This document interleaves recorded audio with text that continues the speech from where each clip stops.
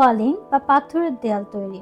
আপনি বা আপনার পার্টনার, আপনাদের মধ্যে কেউ একজন যদি অতিরিক্ত প্যাসিভ হন এবং সমস্যা নিয়ে আলোচনা না করে চুপ থেকে নিজেকে দূরে সরিয়ে রাখেন, তাহলে আপনি স্টোন ওয়ালিং করছেন।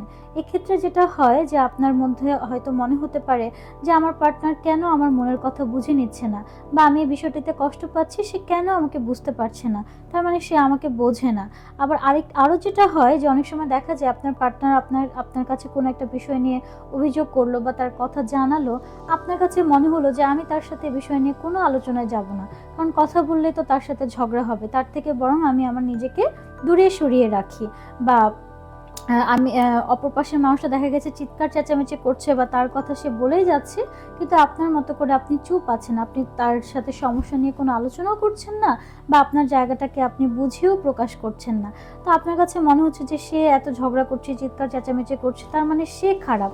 আমি চুপচাপ থাকি, আমি তো তার সাথে কোনো কিছু করি না, বা আমি তো তার সাথে কোনো বিষয় নিয়ে অভিযোগ করি না, তার মানে আমি ভালো, বা আমি এ ধরনের আচরণ ডিজার্ভ করি না। কিন্তু আপনি এটা ভুলে যাচ্ছেন যে আপনি কিন্তু তার ইমোশনাল নিডটাকে ফুলফিল করছেন না। আপনি তার সাথে একটা মানসিক দূরত্ব বজায় রেখে একটা সেফ জোন দিয়ে হাঁটার চেষ্টা করছেন, যার ফলে আপনাদের মধ্যে ইমোশনাল গ্যাপটা কিন্তু বেড়েই চলেছে। তো দিন শেষে এরকম ইমোশনাল গ্যাপ কিন্তু আপনাকেই বেশি ক্ষতিগ্রস্ত করবে।